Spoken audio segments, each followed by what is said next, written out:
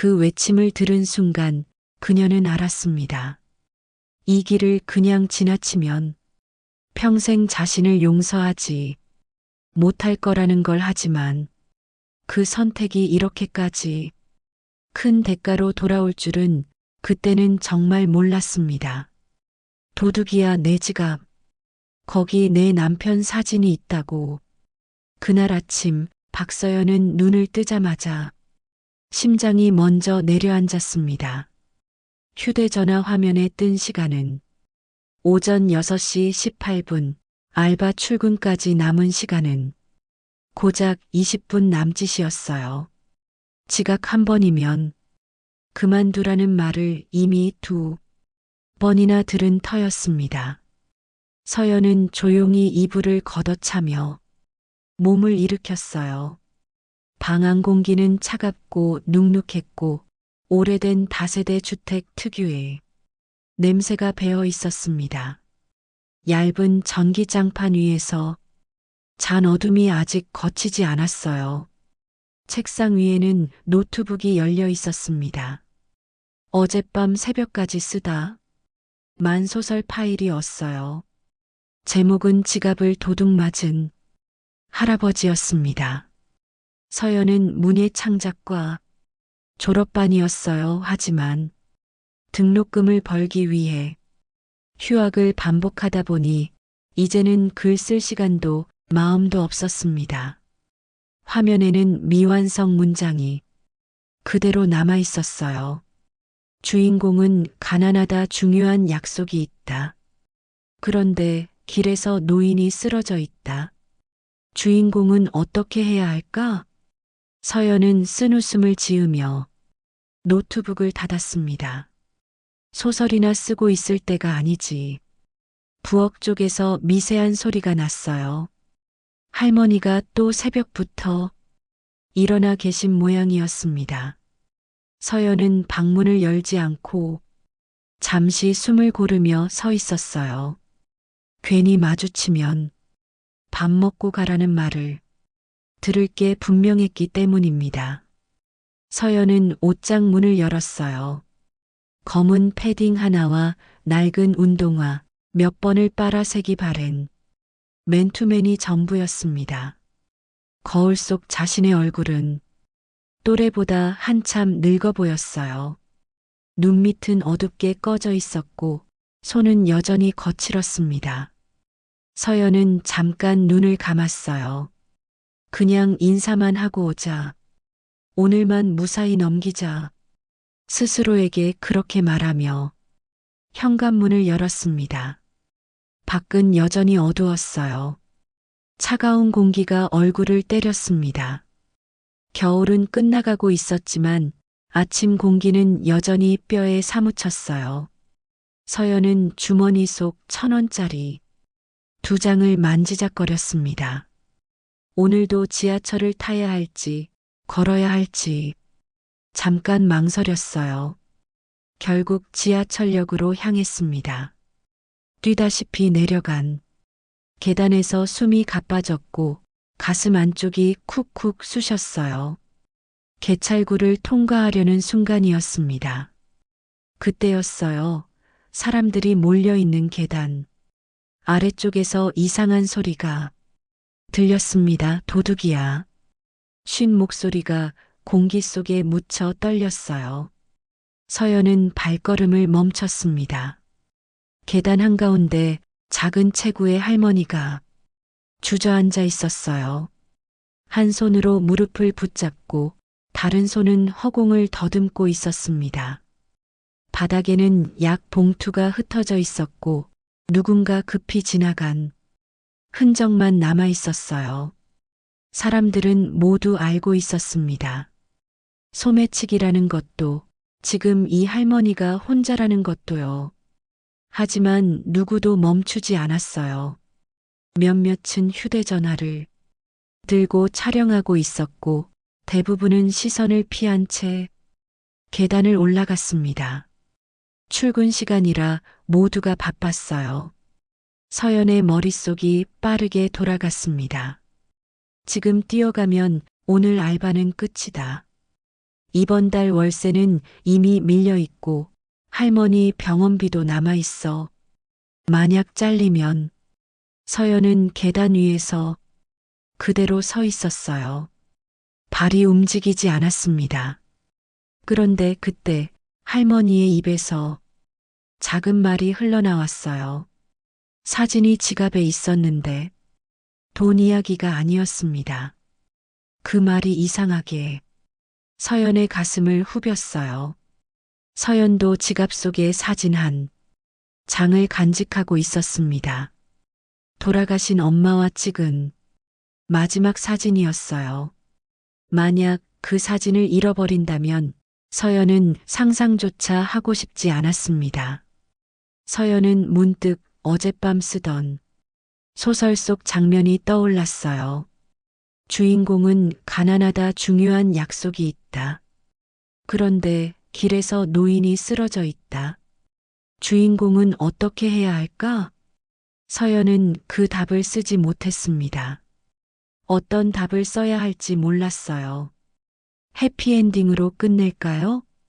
노인이 알고 보니 재벌 회장이고 주인공의 빚을 갚아주는 결말. 서연은 그게 거짓말처럼 느껴져서 손가락을 멈췄었습니다. 그런 일이 현실에서 일어날 리 없잖아. 그런데 지금 서연은 그 소설 속 주인공이 되어 있었어요. 할머니가 다시 중얼거렸습니다. 남편 사진, 마지막 사진인데 그 목소리가 너무 작고 떨려서 서연의 심장이 쿵 내려앉았어요. 서연은 깊게 숨을 들이마셨습니다. 손목시계를 봤어요. 6시 49분이었습니다. 알바 시작까지 11분 남았어요. 지금 가면 늦는다, 늦으면 끝이다. 할머니한테 뭐라고 말하지? 또 빚쟁이들 전화가 올 텐데. 서연의 머릿속은 복잡했습니다. 이성은 지나가라고 소리쳤어요. 하지만 서연은 뒤돌아섰습니다. 그냥 지나칠 수는 없었어요. 그 선택이 어떤 결과를 가져올지 알면서도 발이 먼저 움직였습니다. 서연은 계단을 뛰어내려갔어요. 할머니, 괜찮으세요? 떨리는 손으로 할머니의 팔을 잡았습니다. 할머니의 몸은 생각보다 가벼웠고 그 가벼움이 오히려 서연을 더 아프게 했어요. 주변 사람들의 시선이 잠깐 쏠렸다가 다시 흩어졌습니다. 누구도 손을 보태지 않았어요. 서연은 속으로만 중얼거렸습니다. 괜찮아요. 제가 할게요. 할머니는 무릎을 부여잡고 숨을 몰아쉬었어요. 내 지갑, 약도 근데 사진이 있었어. 말끝마다 숨이 끊겼고 눈은 허공을 헤맸습니다. 서연은 할머니가 찾는 게 돈이 아니라는 사실에 이상하게 가슴이 꾹 눌렸어요. 서연은 바닥에 흩어진 약 봉투를 하나씩 주워 모았습니다. 손바닥에 닿는 종이 촉감이 축축했고 계단 바닥은 차가웠어요. 할머니의 바지는 무릎 부분이 찢어져 있었고 그 사이로 피가 배어 나왔습니다. 서연은 자신도 모르게 이를 악물었어요. 119 아니 경찰. 우선 신고부터. 서연은 전화기를 꺼내 들었지만 화면이 흐릿하게 보였습니다. 손이 떨려 번호가 잘 눌리지 않았고 심장은 마구 뛰었어요. 그 순간에도 머릿속에서는 출근 시간이 초침처럼 쿵쿵 울렸습니다. 신고를 마치고 기다리는 동안 서연은 할머니의 어깨를 감싸 인도로 옮겼어요. 할머니의 숨에서 약 냄새와 겨울 냄새가 섞여 났습니다. 괜찮으세요? 할머니 잠깐만요. 곧 오실 거예요. 말은 그렇게 했지만 서연의 목소리는 자신에게 하는 부탁처럼 떨렸어요. 그때 할머니가 서연의 손을 잡았습니다. 거칠고 주름진 손이었지만 따뜻했어요. 아가씨, 고마워요. 할머니의 눈에서 눈물이 흘러내렸습니다. 서연은 고개를 저었어요. 괜찮아요. 당연한 거예요. 하지만 서연의 가슴은 무너지고 있었습니다. 나 이제 어떡하지? 멀리서 사이렌 소리가 들려왔어요. 서연의 휴대전화도 진동하기 시작했습니다. 점장의 이름이 화면에 계속 떴어요. 서연은 전화를 받지 않았습니다. 받는 순간 자신의 선택을 후회하게 될 것 같았어요. 그날 서연은 알지 못했습니다. 그 선택 하나가 며칠 뒤 자신의 인생을 완전히 바꿔놓을 줄은요. 아니, 어쩌면 아무것도 바뀌지 않을지도 몰랐습니다. 하지만 적어도 한 가지는 확실했어요. 서연은 그날 자신이 쓰던 소설 속 주인공처럼 선택했다는 것, 그리고 그 선택을 후회하지 않기로 했다는 것이었습니다. 경찰이 도착하자 상황은 빠르게 정리되기 시작했습니다. 할머니, 일단 병원부터 가셔야겠어요. 무릎에서 피가 많이 나네요. 젊은 경찰관이 할머니의 상태를 확인하며 말했어요. 아니야. 병원은 나중에 가도 돼. 도둑놈부터 잡아야지. 할머니가 고집을 부렸습니다. 서연은 할머니를 달래며 순찰차에 함께 올라탔어요. 할머니, 일단 파출소에서 신고부터 하고 치료받으셔야 해요. 제가 같이 갈게요. 순찰차 뒷좌석에 앉은 서연은 초조하게 손목시계를 확인했습니다. 오전 7시 12분이었어요. 이미 알바 시작 시간은 한참 지나버렸습니다. 가슴이 텅 비는 것 같았어요. 할머니가 서연의 창백한 얼굴을 눈치챘습니다. 계속 시계를 보는 행동도요. 아가씨, 혹시 어디 급한데 가는 길 아니었어? 할머니의 조심스러운 물음에 서연은 잠시 망설였어요. 말해봐야 뭐 하나 싶었지만 거짓말은 하고 싶지 않았습니다. 사실은 알바 출근하는 길이었어요. 서연은 씁쓸하게 웃으며 대답했어요. 할머니의 얼굴이 사색이 되었습니다. 주름진 얼굴이 더욱 구겨졌어요. 뭐라고? 알바를 그럼 지금. 할머니는 자신의 귀를 의심하는 듯 했습니다. 아저씨, 지금이라도 차 돌려줘요. 이 학생을 편의점에 내려줘야 해. 할머니가 앞좌석의 경찰관에게 다급하게 외쳤어요. 할머니, 이미 늦었어. 요 서연은 죄책감에 어쩔 줄 모르는 할머니의 거친 손을 꼭 잡아주었습니다. 할머니 손처럼 거칠고 주름진 손이었어요. 제가 선택한 거예요. 저도 할머니랑 둘이 사는데 그냥 지나치면 평생 후회할 것 같아서 그랬어요. 파출소에 도착했습니다. 낡은 건물 안으로 들어가니 담당 형사가 귀찮다는 듯이 물었어요. 할머니 성함이 어떻게 되세요? 한영자요. 혼자 사는 노인이지. 지갑에 현금 얼마나 들어 있었어요? 5만 원 이하면 솔직히 잡기 어려워요. 형사의 무성의한 태도에 서연이 나섰습니다. 금액이 문제가 아니잖아요. 할머니한테는 돌아가신 할아버지 사진이 더 중요하다고요. 아가씨가 뭔데 참견이야? 그리고 사진? 요즘 세상에 사진을 지갑에 넣고 다니는 사람이 어디 있어? 형사가 비웃듯 말했어요. 서연은 화가 났지만 영자 할머니가 서연의 손을 잡으며 말렸습니다. 괜찮아. 아가씨, 이 아저씨 말도 맞아. 요즘 누가 사진을 지갑에 넣고 다니겠어? 조사서를 작성하는 동안 대기실에 앉아 있게 되었어요. 영자 할머니는 물에 적신 휴지로 무릎에 피를 닦으며 한숨을 쉬었습니다. 아가씨는 참 착해. 요즘 같은 세상에 이런 젊은이가 있다니. 할머니, 그 사진이 왜 그렇게 중요하세요? 혹시 다른 사진은 없으세요? 서연이 조심스럽게 물었어요. 영자 할머니의 눈가에 눈물이 맺혔습니다. 우리 영감하고 찍은 마지막 사진이야. 작년에 죽기 전에 찍은. 할머니는 말을 잇지 못하고 고개를 숙였어요. 40년을 같이 살았어. 내가 무뚝뚝해서 사진도 많이 못 찍었지. 그 사진이 같이 찍은 마지막 사진이 될 줄이야. 영감 얼굴을 잊을까봐 매일 꺼내봤는데.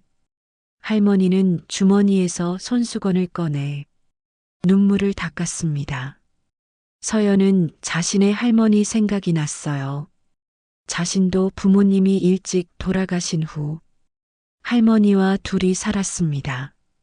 그 마음을 누구보다 잘 알 것 같았어요. 딸이 하나 있는데 바빠서 자주 못 봐. 그래서 더 영감 사진이 보고 싶었나 봐.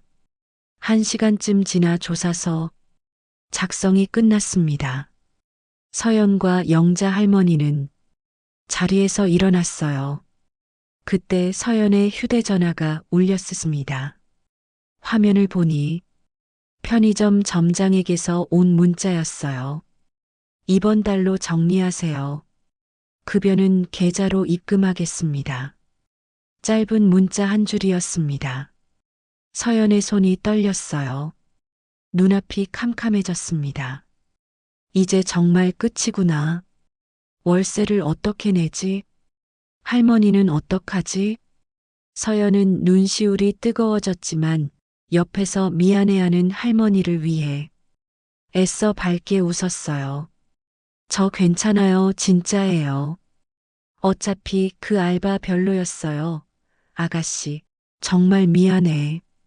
이 늙은이 때문에. 영자 할머니가 눈물을 글썽이며 사과했습니다. 서연은 고개를 저으며 파출소를 나서려 했어요. 그때 영자 할머니가 다급하게 서연의 소매를 잡았습니다. 아가씨, 잠깐만 그냥 가면 안 되네. 왜요, 할머니? 그냥 가면 내 마음이 너무 불편해서. 그래, 평생 죄스러울 것 같아. 영자 할머니는 서연의 손을 꼭 잡고 놓아주지 않았어요. 연락처라도 좀 줘. 나중에 밥이라도 한 끼 꼭 사고 싶어. 제발 부탁이야. 아니에요. 할머니 정말 괜찮아요. 제가 알아서 선택한 일인걸요. 서연은 한사코 거절했습니다. 하지만 할머니의 간절한 눈빛을 외면할 수 없었어요. 아가씨, 나도 딸 키우는 입장이라 알아. 이런 은혜를 그냥 넘기면 자식한테도 면목이 없어. 제발 연락처만 남겨줘. 영자 할머니가 너무나 간곡하게 부탁했습니다. 주름진 손이 부들부들 떨고 있었어요. 정말 아무것도 바라는 거 없어. 그저 고마운 마음을 표현하고 싶을 뿐이야. 아가씨 같은 착한 사람한테 밥 한 끼 대접도 못하면 나 정말 잠을 못 잘 것 같아. 서연은 어쩔 수 없이 주머니에서 메모지를 꺼냈습니다. 떨리는 손으로 자신의 번호를 적어 건넸어요. 할머니, 꼭 연락 안 주셔도 돼요. 지갑범인 꼭 잡으시고 무릎 치료 잘 받으세요. 고마워. 아가씨 정말 고마워. 꼭 연락할게. 영자 할머니는 메모지를 소중하게 주머니에 넣으며 자신의 전화번호도 서연에게 건넸습니다. 서연은 씩씩하게 인사하고 파출소를 나섰어요. 밖은 여전히 춥고 사람들은 바쁘게 오가고 있었습니다. 모퉁이를 돌자마자 서연은 다리에 힘이 풀려 그 자리에 주저앉았어요. 참았던 서러움이 한꺼번에 밀려왔습니다. 흐흑 입을 틀어막았지만 흐느낌은 새어나왔어요. 지나가는 사람들이 이상하게 쳐다봤지만 서연은 신경 쓸 겨를이 없었습니다. 이제 어떡하지? 정말 어떡하지? 차가운 콘크리트 바닥에 앉아 서연은 한참을 울었어요. 눈물이 마를 때까지 가슴이 찢어지도록 울었습니다. 그래도 후회는 없었어요. 만약 다시 그 순간으로 돌아간다 해도 서연은 똑같은 선택을 했을 것입니다. 그게 박서연이라는 사람이었으니까요. 서연은 한참을 그렇게 앉아 있다가 천천히 일어났습니다. 집으로 가는 지하철을 탔어요. 빈 차량 구석에 앉아 창밖을 바라봤습니다. 문득 어젯밤 쓰던 소설이 떠올랐어요. 주인공은 가난하다, 중요한 약속이 있다. 그런데 길에서 노인이 쓰러져 있다. 주인공은 어떻게 해야 할까? 서연은 이제 그 답을 알 것 같았습니다. 주인공은 노인을 돕는다.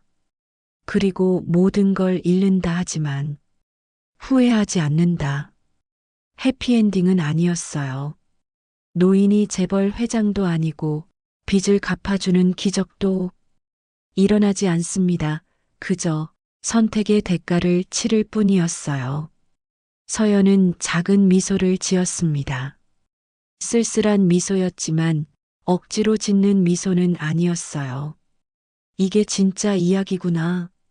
집으로 돌아온 서연은 현관문 앞에서 잠시 숨을 고르며 표정 관리를 했습니다. 울었던 흔적을 지우려고 손등으로 눈가를 비볐어요. 서연아, 어떻게 됐니? 알바는? 할머니가 방문을 열고 나오셨습니다. 기대에 찬 눈빛이 서연의 가슴을 더욱 아프게 했어요. 응, 할머니 괜찮았어. 일 많이 없어서. 일찍 왔어. 새빨간 거짓말이 었습니다. 서연은 억지로 미소를 지으며 할머니를 안심시켰어요. 그래. 밥은 먹었니? 편의점에서 먹었어요.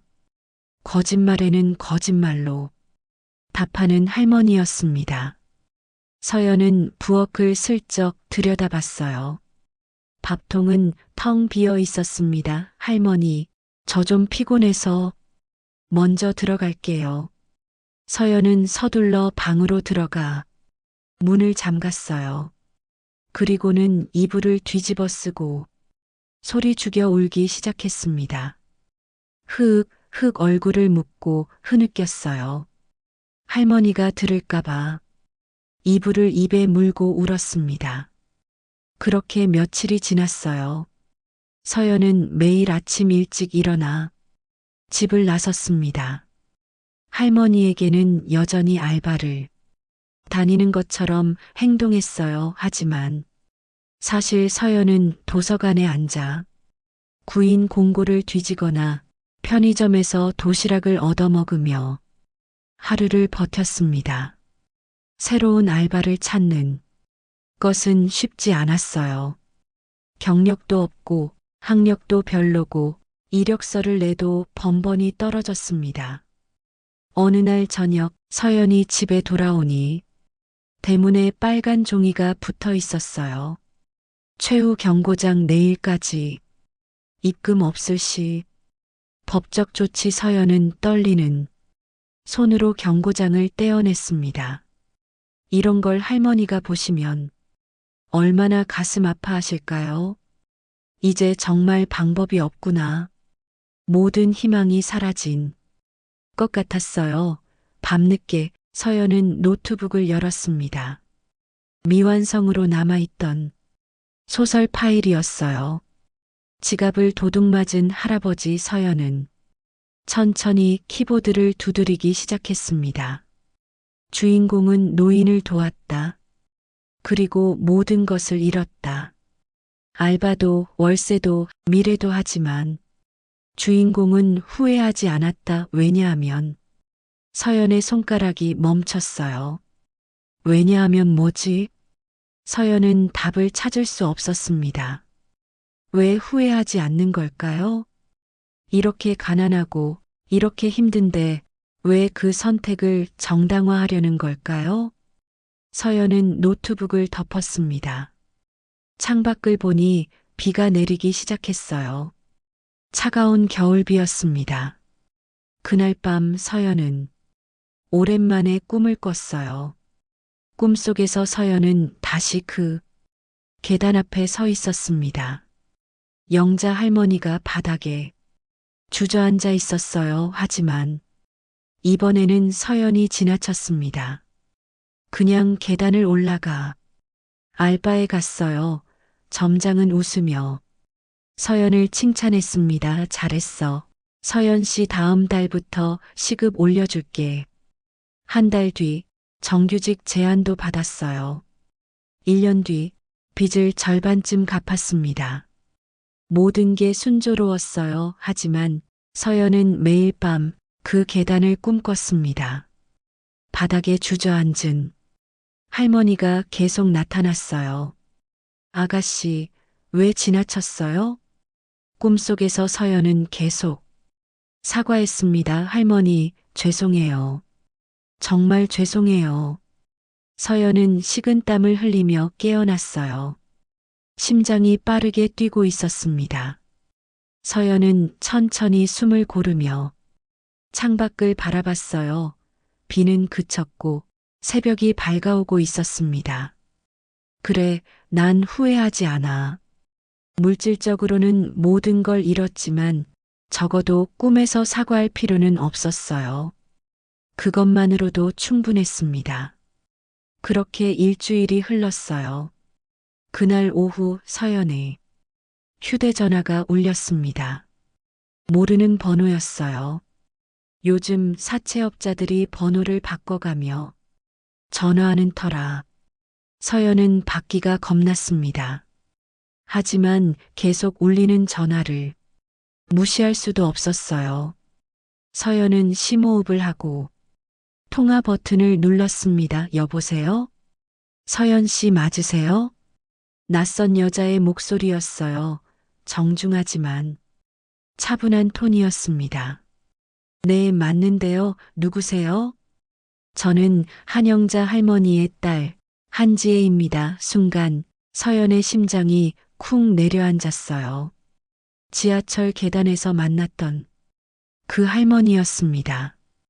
어머니가 서연 씨를 꼭 다시 만나고 싶어 하세요. 전화기 너머 한지혜의 목소리는 조심스러웠습니다. 서연은 잠시 말을 잇지 못했어요. 할머니의 딸이라니요. 저 할머니는 괜찮으세요? 무릎은 다 나으셨고요. 서연이 가장 먼저 물은 건 그것이었습니다. 네, 덕분에 잘 회복하셨어요. 그런데 한지혜는 잠시 말을 멈췄다가 이어갔어요. 어머니가 그날 이후로 서연 씨 이야기만 하세요. 그 학생에게 제대로 된 인사도 못했다고 연락처를 찾는데 며칠이 걸렸어요. 아, 괜찮아요. 정말 아무것도 안 하셔도 돼요. 서연은 본능적으로 거절했습니다. 받을 마음이 없었어요. 서연 씨 한지혜의 목소리가 조금 더 단단해졌습니다. 제가 무슨 보답을 하려는 게 아니에요. 다만 어머니 마음이 너무 불편하셔서 한 번만 뵙고 제대로 인사드릴 수 있게 해주시면 안 될까요? 그 말에 서연은 더 이상 거절할 수 없었어요. 네, 알겠습니다. 감사합니다. 이번 주 토요일 오후 2시 가능하세요? 네, 괜찮아요. 그럼 위치 문자로 보내드릴게요. 조심히 오세요. 전화가 끊겼습니다. 서연은 한참을 휴대전화를 들고 멍하니 앉아 있었어요. 뭐지? 이게 무슨 일이지? 기대는 하지 않았습니다. 원작 소설처럼 할머니, 딸이 재버리고 빚을 갚아준다는 전개 따위는 일어나지 않을 거라는 걸 알았어요. 그런 건 소설 속에나 있는 일이니까요 하지만 가슴 한쪽이 묘하게 두근거렸습니다. 할머니를 다시 만날 수 있다는 것만으로도요. 며칠이 흘렀습니다. 토요일 오후 서연은 옷장을 열고 한참을 고민했어요. 입을 만한 옷은 여전히 없었습니다. 결국 가장 깨끗한 흰 셔츠를 골라 다림질을 했어요. 주름이 완전히 펴지진 않았지만 그게 지금의 최선이었습니다. 거울 앞에 선이 얼굴이 더 말라 보였어요. 눈밑은 어둡게 꺼져 있었고 손은 여전히 거칠었습니다. 그냥 인사만 하고 오자. 서연은 스스로에게 그렇게 말했어요. 약속 장소는 병원 근처의 작은 찻집이었습니다. 서연은 지하철을 타고 그곳으로 향했어요. 1,000원짜리 2장으로는 왕복이 안 돼서 올 때는 걸어와야 할 것 같았습니다. 찻집 문을 열자 은은한 차 향과 함께 조용한 공기가 흘러나왔어요. 서연은 한눈에 영자 할머니를 알아봤습니다. 며칠 전 계단에 주저앉아 있던 바로 그 얼굴이었어요. 아가씨. 할머니는 서연을 보자마자 자리에서 일어나려 했습니다. 서연은 급히 다가가 손을 잡았어요. 할머니, 괜찮아요. 앉아 계세요. 서연아, 고맙다. 정말 고맙다. 할머니의 눈에는 벌써 눈물이 고여 있었습니다. 서연은 할머니 옆에 앉았어요. 그리고 그제야 맞은편에 앉아 있는 여자를 봤습니다. 30대 후반쯤 되어 보이는 단정한 인상의 여자였어요. 깔끔한 정장 차림에 짧게 자른 머리가 프로페셔널해 보였습니다. 안녕하세요, 서연 씨. 저는 한지혜입니다. 어머니 딸이고요. 한지혜가 명함을 건넸어요. 서연은 명함을 받아들고 눈이 커졌습니다. 땡땡푸드 대표이사. 한지혜 대표이사였어요. 서연은 순간 긴장했습니다. 역시 원작처럼 대기업 사람인 건가? 하지만 한지혜의 다음 말은 달랐어요. 저희는 작은 식품 유통회사예요. 직원이 20명 정도 되는 작은 회사였습니다. 재벌도 아니고 대기업도 아니었어요. 서연은 이상하게 안도했습니다. 서연 씨, 진짜 고마워요. 한지혜가 먼저 말을 꺼냈어요. 어머니 혼자 사시는데 제가 바빠서 자주 못 뵀거든요. 그날도 병원 가시는 길이었는데 제가 모셔다 드렸어야 했는데 한지혜의 목소리가 떨렸습니다. 며칠 뒤에 경찰서에서 연락이 왔어요. 어머니가 소매치기를 당했고 한 대학생이 도와줬다고요. 그런데 그 학생이 알바 면접까지 포기했다고. 서연은 고개를 저었어요. 아니에요.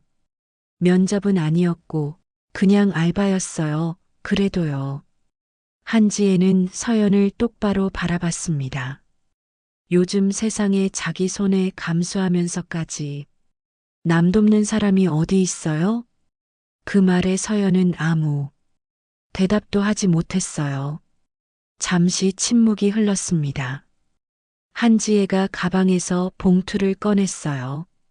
서연의 심장이 쿵 내려앉았습니다. 설마 돈을? 하지만 한지혜는 봉투를 테이블 위에 놓지 않았어요. 그냥 손에 들고 있을 뿐이었습니다. 서연 씨, 한지혜가 조심스럽게 말했어요. 솔직히 말씀드릴게요. 처음에는 저도 사례금을 드리려고 했어요. 그게 가장 간단한 방법이니까요. 서연은 입술을 깨물었습니다. 하지만 어머니가 말리셨어요. 영자 할머니가 서연이 손을 잡았어요. 서연아, 너는 돈 받으려고 날 도운 게 아니잖아. 할머니의 목소리는 떨렸지만 확신에 차 있었습니다. 그날 내 눈빛을 봤어. 너는 그냥 지나칠 수 없어서 멈춘 거지. 그런 아이한테 돈을 주면 그게 모욕이 되는 거야. 서연의 눈에서 눈물이 흘러내렸어요. 한지혜가 봉투를 다시 가방에 넣었습니다. 그래서 다른 걸 생각했어요. 한지혜는 잠시 말을 멈췄다가 이어갔어요. 저희 회사에서 지금 사무직 직원을 뽑고 있어요. 경력 없어도 괜찮고 전공도 상관없어요. 급여는 솔직히 대기업만큼은 못 드려요. 하지만 나쁘지 않아요. 서연은 고개를 들었습니다. 저한테 일자리를 주시겠다고요? 네, 하지만 오해는 마세요. 한지혜가 손을 내저었어요. 이건 특혜가 아니에요. 실제로 저희가 사람이 필요해요. 그리고 어머니를 그렇게 도와주신 분이라면 최소한 책임감은 있는 사람이라고 믿어요. 서연은 아무 말도 할 수 없었습니다. 물론 거절하셔도 돼요. 한지혜가 덧붙였어요. 저희 회사가 작고 급여도 그리 많지 않으니까요. 더 좋은 데가 있으면 거기로 가시는 게 맞죠? 서연은 한참을 생각했습니다.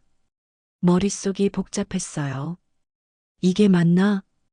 받아도 되는 건가? 이것도 결국 보상 아닌가? 하지만 한지혜의 말이 맞았습니다. 이건 특혜가 아니었어요. 일자리를 주는 게 아니라 기회를 주는 거였습니다. 일을 잘할지 못할지는 서연에게 달렸어요. 그리고 서연은 문득 깨달았습니다. 아, 이게 진짜 도움이구나. 돈을 주는 게 아니라 스스로 설 수 있게 해주는 것이었어요. 서연이 선택할 수 있게 해주는 것이었습니다. 서연은 천천히 고개를 들었어요. 감사합니다. 하지만 한지의 표정이 조금 어두워졌습니다. 한 가지만 약속해 주세요. 서연이 말을 이었어요. 제가 일을 못하면 바로 자르셔야 해요. 제가 할머니를 도왔다고 해서 봐주시면 안 돼요. 한지혜가 빙그레 웃었습니다. 당연하죠. 저도 회사 운영해야 하는 사람인걸요. 그럼 감사히 받겠습니다. 서연은 고개를 깊이 숙였어요. 눈물이 또 흘렀지만 이번에는 참지 않았습니다. 영자 할머니가 가방을 뒤적였어요. 서연아, 이것 좀 봐. 할머니가 꺼낸 건 오래된 가죽 지갑이었습니다. 찾았어. 경찰이 범인 잡았어. 지갑을 열자 한 장의 사진이 나왔어요. 빛바랜 사진 속에는 젊은 부부가 환하게 웃고 있었습니다. 이 사람이야, 내 영감 할머니.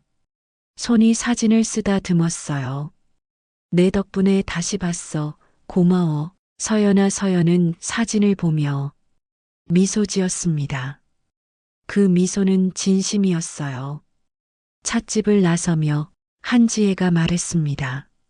서연 씨, 월요일에 회사로 와주세요. 오전 10시요. 네, 꼭 가겠습니다. 그리고 한지혜가 잠시 망설이다가 말했어요. 솔직히 저도 20년 전에 비슷한 일이 있었어요. 네. 제가 대학생 때 길에서 할머니 한 분이 쓰러지셨는데 저는 그냥 지나쳤어요. 시험 보러 가야 했거든요. 한지혜의 목소리가 낮아졌습니다. 그날 이후로 평생 후회했어요. 왜 그때 멈추지 않았을까? 물질적으로는 성공했지만 마음 한구석이 늘 불편했어요. 서연은 한지혜를 바라봤어요. 그래서 어머니한테 그런 일이 생겼을 때 서연 씨가 멈춰 섰다는 걸 알고 정말 고마웠어요. 대신 멈춰준 것 같아서 한지혜의 눈도 붉어져 있었습니다.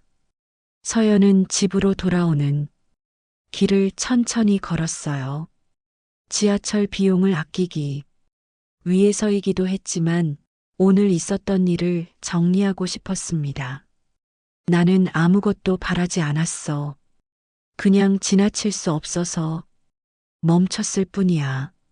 그런데 돌아온 건 일자리였어요. 빚을 갚아준 것도 아니고 재벌 회장의 도움도 아니었습니다.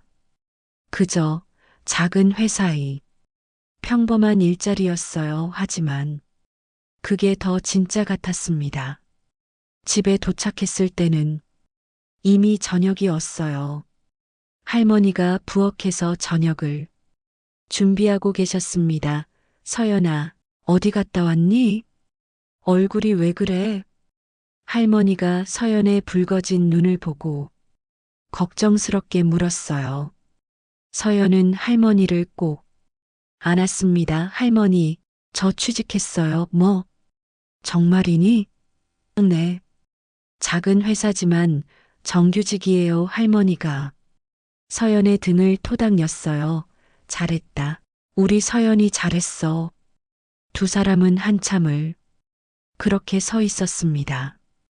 그날 밤 서연은 오랜만에 노트북을 열었어요.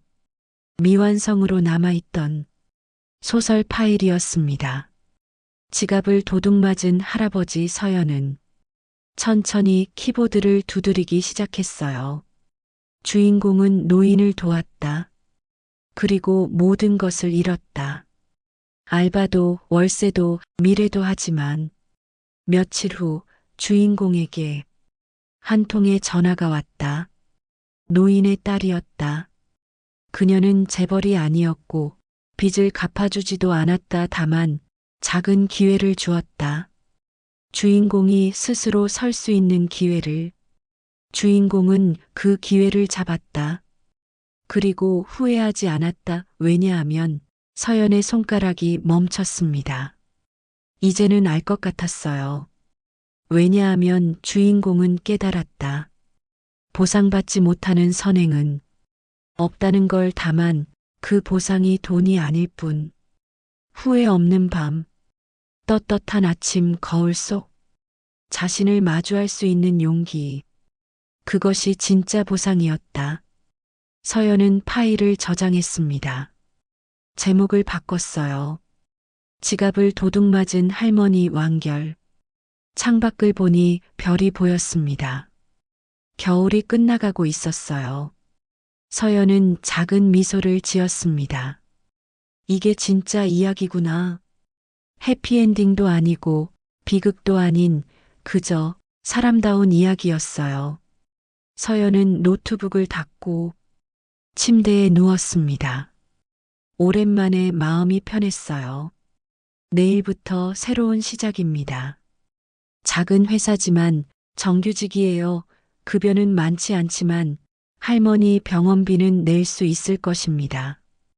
빚은 여전히 많지만 조금씩 갚아나갈 수 있을 거예요. 무엇보다 서연은 더 이상 꿈에서 사과하지 않아도 됐습니다. 할머니에게도 자신에게도요. 그날 밤 서연은 깊이 잠들었어요. 꿈은 없었습니다. 대신 아침에 일어났을 때 몸이 가벼웠어요. 그것으로 충분했습니다. 월요일 아침이었습니다. 서연은 새벽 5시에 눈을 떴어요. 알람이 울리기 전이었습니다. 긴장 때문인지 잠이 깊이 들지 않았어요. 첫 출근이었습니다. 서연은 천천히 일어나 옷장을 열었어요. 여전히 입을 만한 옷은 많지 않았지만 이번에는 마음이 달랐습니다. 이제는 월급을 받아서 옷을 살 수 있어. 작은 희망이었지만 그것만으로도 충분했어요. 땡땡푸드는 서울 외곽의 작은 건물에 있었습니다. 대기업의 화려한 로비와는 달랐어요. 1층에는 작은 물류 창고가 있었고 2층이 사무실이었습니다. 서연이 2층으로 올라가자 한지의 대표가 입구에서 기다리고 있었어요. 서연 씨, 어서 오세요. 안녕하세요, 대표님. 여기서는 대표님 말고 그냥 지혜 씨라고 불러주세요. 우리 회사는 작아서 격식 차리면 어색해요.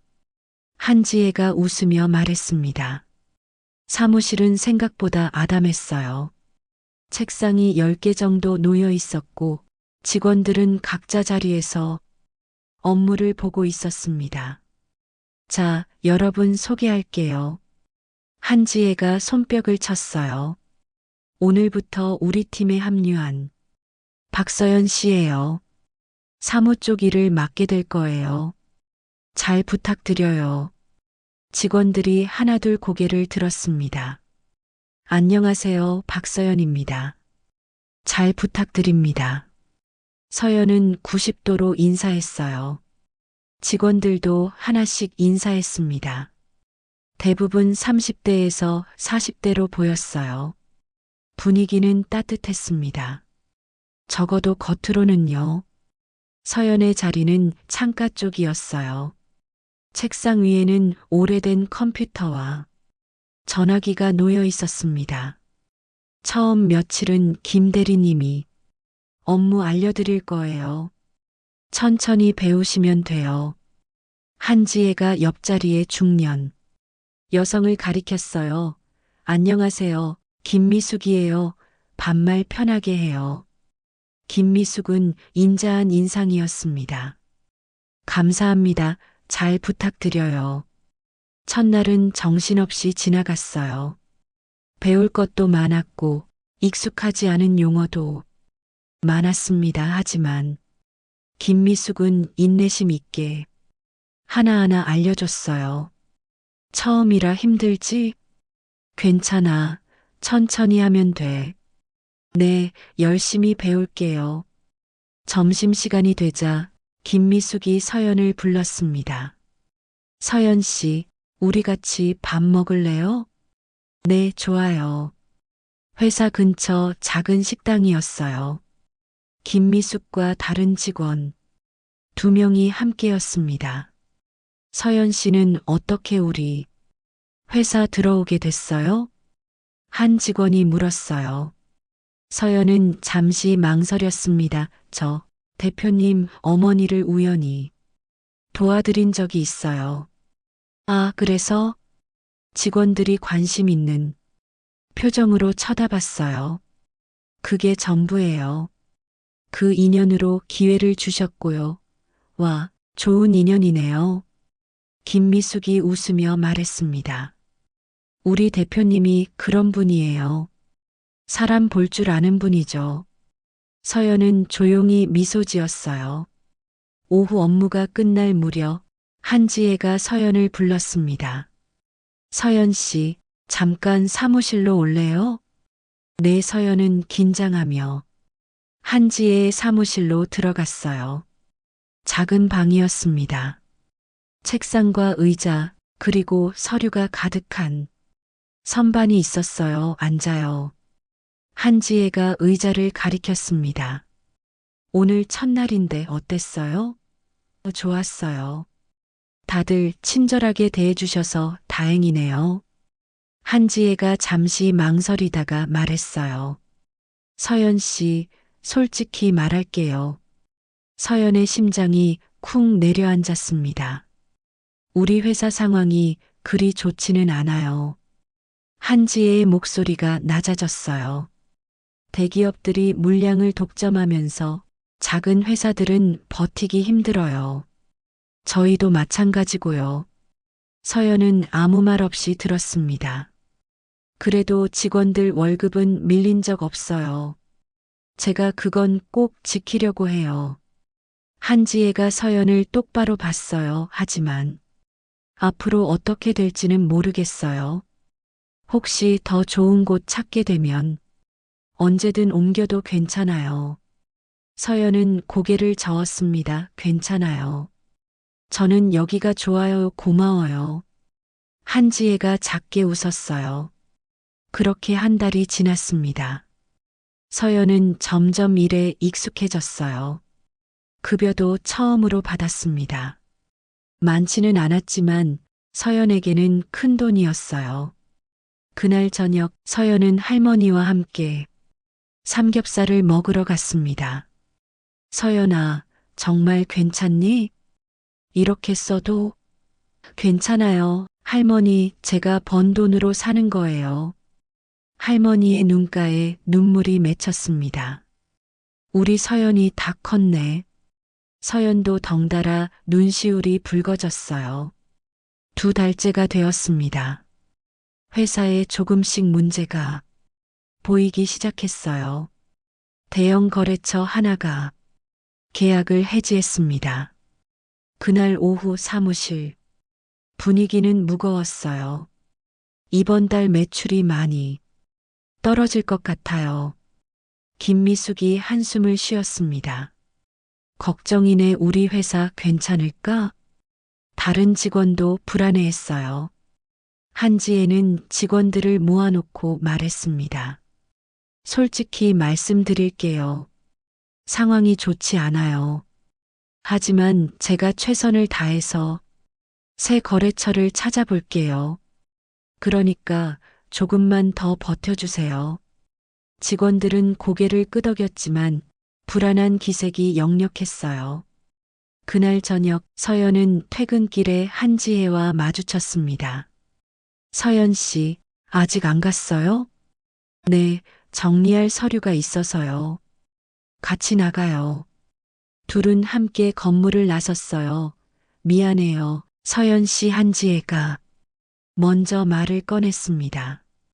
이런 상황에 들어오게 해서 아니에요. 저는 괜찮아요. 서연이 고개를 저었어요. 사실 다른 직원들은 이직 알아보고 있어요. 한지혜의 목소리가 떨렸습니다. 당연하죠. 자기 삶이 있는데. 서연 씨도 다른데. 알아봐요. 저는요, 서연이 말했어요. 여기가 좋아요. 사람들도 좋고, 분위기도 좋고, 물론 힘들긴 하지만. 서연은 잠시 말을 멈췄다가 이었습니다. 저는 쉽게 받은 게 아니에요. 이 기회 그러니까 쉽게 포기하고 싶지 않아요. 한지혜가 서연을 바라봤어요. 그리고 작게 웃었습니다. 고마워요. 서연 씨. 3달째가 되었어요. 상황은 더 나빠졌습니다. 결국 직원 한 명이 퇴사했어요. 그날 저녁 송별회가 열렸습니다. 미안해요, 대표님. 그냥 가족이 있어서.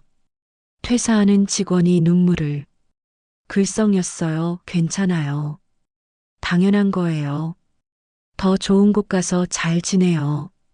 한지혜도 억지로 웃었습니다. 그날 밤 서연은 집에 돌아와 노트북을 열었어요. 한동안 손대지 않았던 소설 파일이었습니다. 서연은 새로운 챕터를 쓰기 시작했어요. 주인공은 새 직장을 얻었다. 작은 회사였지만 좋은 사람들이었다. 하지만 회사는 어려웠다. 주인공도 불안했다. 그때 주인공 앞에 또 다른 선택이 왔다. 더 안정적인 회사로 이직할 기회 아니면 이곳에 남아 함께 버티는 것. 주인공은 서연의 손가락이 멈췄습니다. 다음 날이었어요. 서연이 출근하자 김미숙이 다가왔습니다. 서연 씨, 잠깐 얘기 좀 할까? 둘은 조용한 곳으로 갔어요. 서연 씨, 솔직히 말할게. 김미숙의 표정이 진지했습니다. 나도 다른 데 알아보고 있어. 여기 1년 더 버티면 정말 위험할 것 같아. 서연은 고개를 끄덕였어요. 서연 씨는 아직 젊잖아. 더 좋은 곳 찾을 수 있어. 나처럼 나이 먹은 사람은 선택지가 없지만 미숙 언니 서연이 말했습니다. 저는요, 그날 할머니를 도왔을 때도 아무 데가 없을 거라고 생각했어요. 김미숙이 서연을 바라봤어요. 그런데 지혜 씨가 저한테 기회를 줬어요. 돈이 아니라 기회를요. 서연의 목소리가 단단해졌습니다. 저는 그 기회를 쉽게 버리고 싶지 않아요. 회사가 힘들다고 해서 떠나면 그건 제가 아닌 것 같아요. 김미숙의 눈가가 붉어졌어요. 너 참 착하다. 착한 게 아니에요. 서연이 웃었습니다. 그냥 제 방식대로 사는 거예요. 그날 오후였어요. 한지혜가 급히 사무실로 들어왔습니다. 얼굴에 미소가 가득했어요. 여러분, 좋은 소식이에요. 직원들이 일제히 고개를 들었습니다. 새 거래처 계약 성사됐어요. 그것도 큰 곳이요. 사무실에 환호성이 터졌어요. 진짜요? 대표님. 네, 정말이에요. 다음 달부터 물량 들어와요. 한지혜의 눈에서 눈물이 흘렀습니다. 여러분, 정말 고마워요. 끝까지 남아서. 김미숙이 일어나 한지혜를 안았어요. 대표님도 고생 많으셨어요. 다른 직원들도 하나둘 일어나 서로를 안았습니다. 서연도 눈물이 났어요. 그날 저녁 회식 자리였습니다. 한지혜가 서연 옆에 앉았어요. 서연 씨, 네, 대표님. 아까 미숙 씨한테 들었어요. 서연 씨가 한 말. 서연은 얼굴이 빨개졌습니다. 저는요, 진짜 고마워요. 한지혜가 서연의 손을 잡았어요. 힘들 때 남아있어줘서. 아니, 남는다는 표현도 이상하네. 함께 버텨줘서 저야말로 감사하죠. 서연이 웃었습니다. 제가 있을 곳을 만들어주셔서요. 집으로 돌아오는 길이었어요. 서연은 밤하늘을 올려다봤습니다. 별이 유난히 많이 보였어요. 서연은 생각했습니다. 지하철 계단에서 멈춰 섰던 그 순간, 그게 내 인생을 바꿨구나. 빚을 다 갚아준 건 아니었어요. 재벌이 나타난 것도 아니었습니다. 하지만 서연은 이제 혼자가 아니었어요. 함께 버티는 사람들이 있었습니다. 서로를 지지해주는 사람들이요. 그것만으로도 충분했습니다. 그날 밤 서연은 다시 노트북을 열었어요. 주인공은 새 직장을 얻었다. 작은 회사였지만 좋은 사람들이었다. 하지만 회사는 어려웠다. 주인공도 불안했다. 그때 주인공 앞에 또 다른 선택이 왔다. 더 안정적인 회사로 이직할 기회, 아니면 이곳에 남아 함께 버티는 것. 주인공은 남았다. 왜냐하면 주인공은 알았다. 쉽게 얻은 것은 쉽게 떠날 수 있지만 어렵게 얻은 것은 쉽게 버릴 수 없다는 걸. 그리고 그 선택은 옳았다. 회사는 살아났고 사람들은 함께 웃었다. 이게 진짜 해피엔딩이었다. 거창한 기적이 아니라 작은 연대의 승리. 서연은 파일을 저장했습니다. 그리고 창밖을 바라봤어요. 봄이 오고 있었습니다. 20년 후에 어느 날이었습니다. 박서연 상무님, 회의 준비됐습니다. 중년이 된 서연은 고개를 끄덕였어요. 땡땡푸드는 이제 직원이 200명이 넘는 중견기업이 되었습니다. 한지혜는 회장이 되었고 서연은 상무가 되었어요. 하지만 둘 다 그날을 잊지 않았습니다. 함께 버텼던 그 시간을요. 서연의 책상 위에는 작은 액자가 놓여 있었어요. 20년 전 회사가 가장 힘들 때 찍은 단체 사진이었습니다. 모두가 억지로 웃고 있지만 눈빛만은 진지했던 그 사진이요. 서연 씨, 그때 남아줘서 고마워요. 지나가던 한지혜가 말했습니다. 저야말로요. 대표님. 서연이 웃으며 대답했어요. 하지만 그건 20년 후의 이야기였습니다. 지금 서연은 그저 평범한 신입 직원일 뿐이었어요. 내일 무슨 일이 일어날지 몰랐고 회사가 정말 살아남을지도 몰랐습니다. 하지만 한 가지는 확실했어요. 서연은 자신의 선택을 후회하지 않았습니다. 그리고 그게 전부였어요.